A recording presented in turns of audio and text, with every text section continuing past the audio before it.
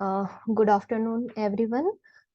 Today, I would like to talk about A-star algorithm, which is a very important part from artificial intelligence.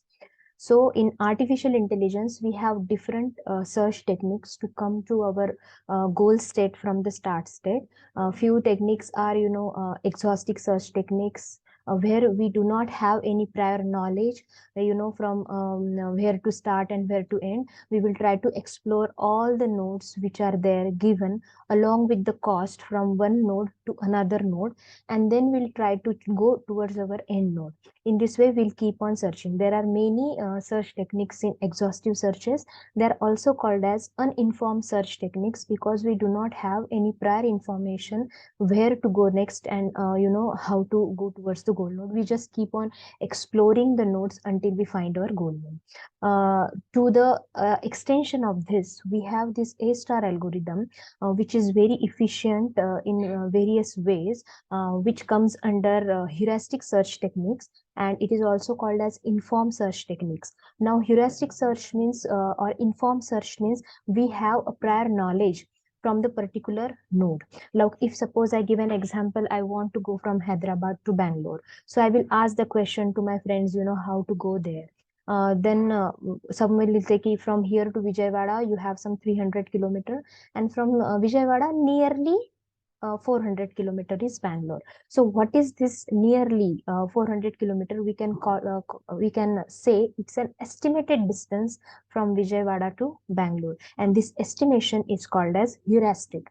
So in A-star algorithm, we are going to calculate the values from each node, from start node to goal node, in terms of a function which will contain a heuristic value.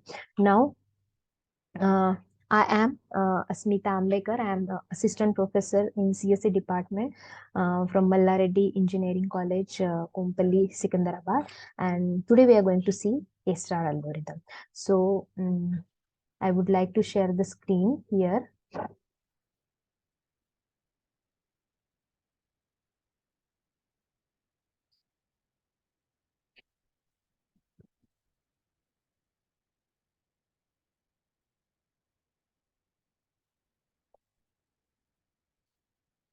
So as I told, A-star algorithm is an informed search technique. It uses heuristic function h of n. Normally, f of n function, it is used, which will have a normal value, which is a direct cost, a direct path from source node to a particular node or the goal node or end node. But in A-star algorithm, we will try to find out the shortest path through the search space, or whatever number of nodes are given to us. It is called as a search space using a heuristic function. So our f of n function, the main function which will calculate the value, it will be the addition of g of n plus h of n instead of only g of n. Now you will say, what is g of n, what is h of n? So here are the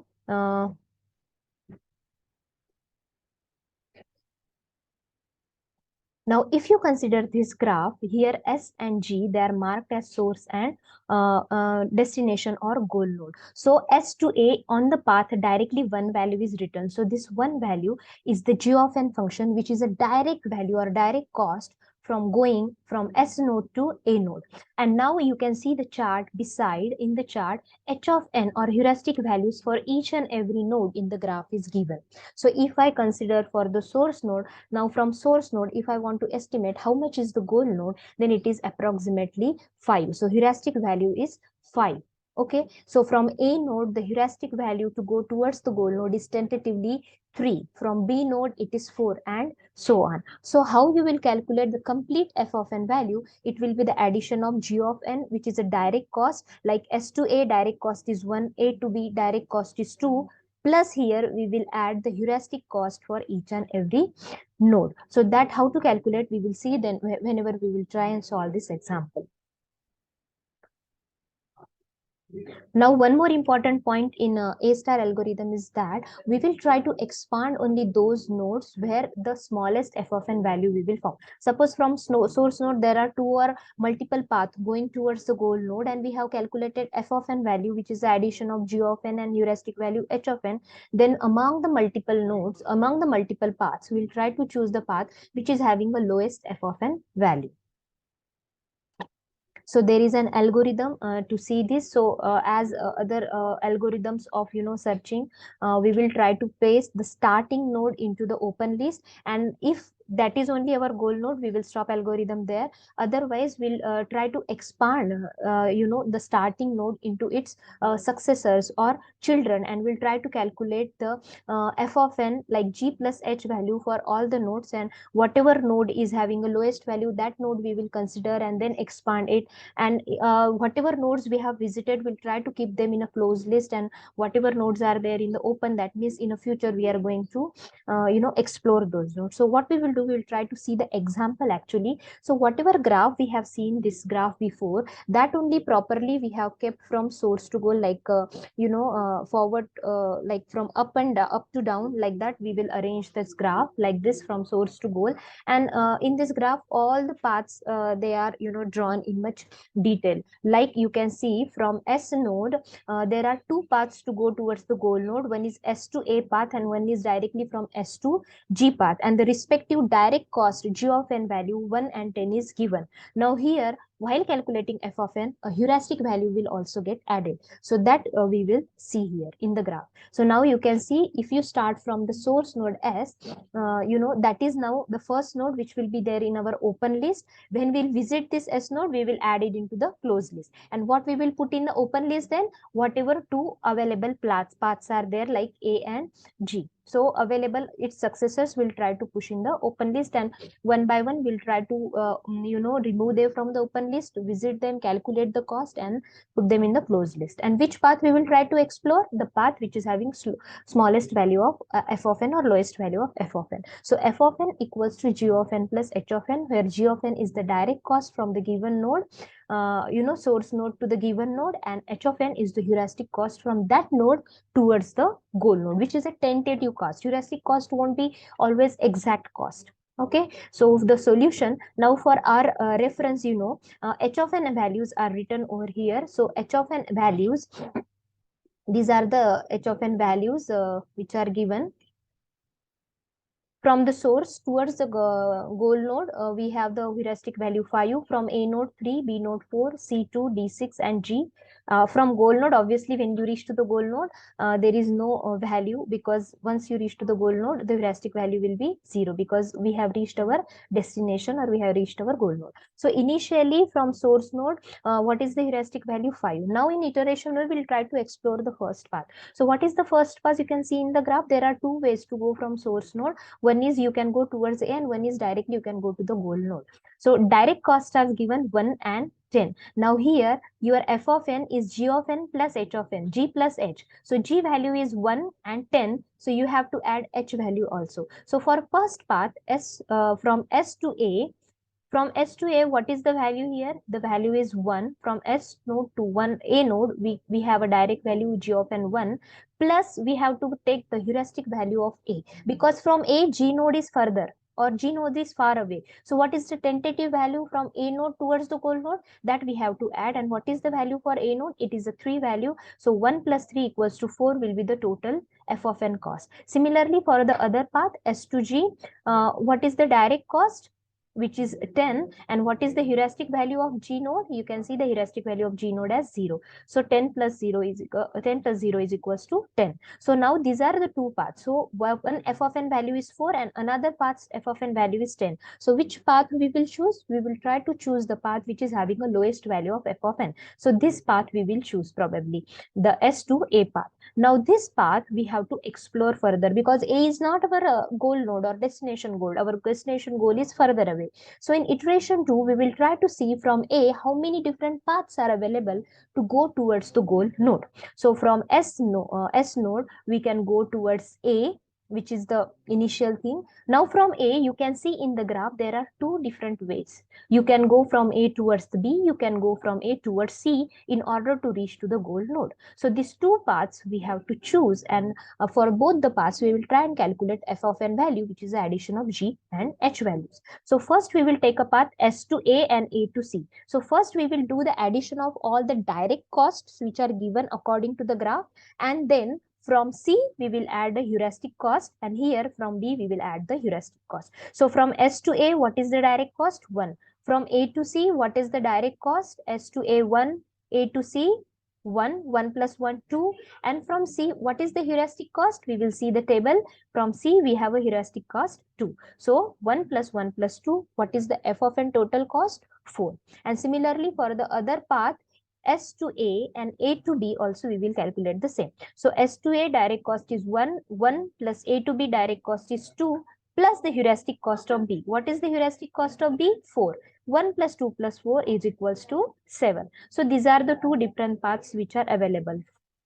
One is having 4 value and one is having 7 value. So here we will try and choose the path 4. Now here for your information, we have calculated all the paths, and orally I am telling you which path to choose. Now this 4 path we will choose, which is having a less f of n value, and that we will try to, that we will try to explore in our next iteration. Okay, so in next iteration we will go from S to A to C, this is constant, and now from C node. Now you can see the graph from C node, there are again two paths available, which is going to D, and one path is directly going to the goal node. Okay, so both the paths we will try to calculate f of n value. So here you can see from S towards D, 1 plus 1 plus 3, 1 plus 1 plus 3 plus the heuristic cost of D. We will take what is the heuristic cost of D. Accordingly, we will calculate f of n value. So in this way, we keep on doing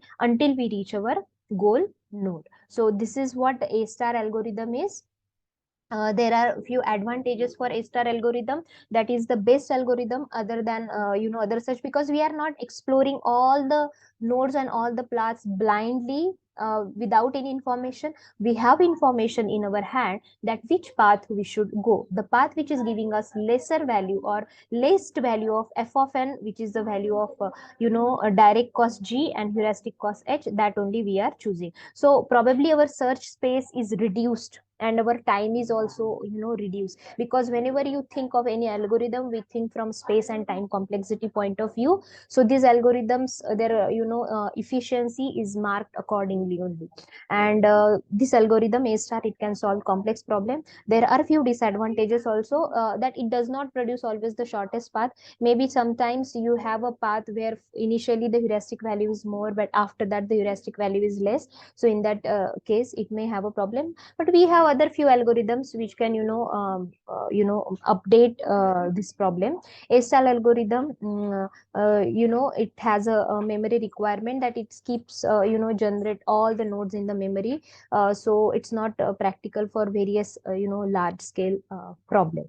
So our iteration 4, S to A to C, and C to G will give us the optimal cost, which is the 6 cost. And now we should remember few points related to A star, that A star returns the path which occurred first, and it does not search all the remaining path, which is the first smallest path that we are checking, and then we are trying and exploring that path.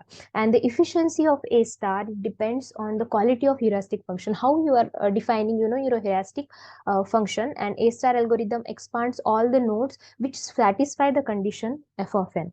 And there are two main again important points related to A star algorithm: how much admissible it is and how much consistent it is. So these parts again, they have few things which we should understand. But for now, we should understand what do we mean by admissible. That the first condition required for optimality of any function is that h of n should be correct enough.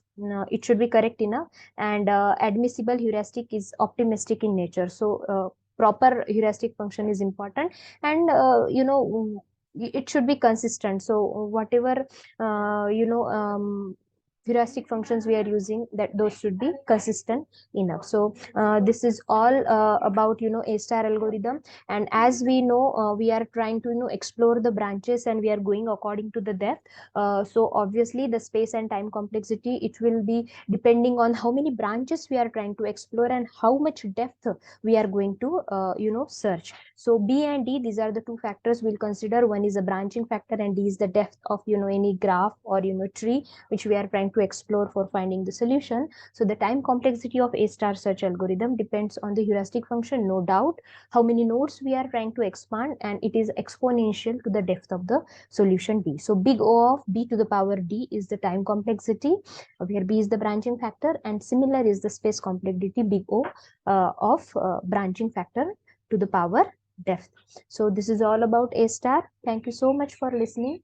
Thank you.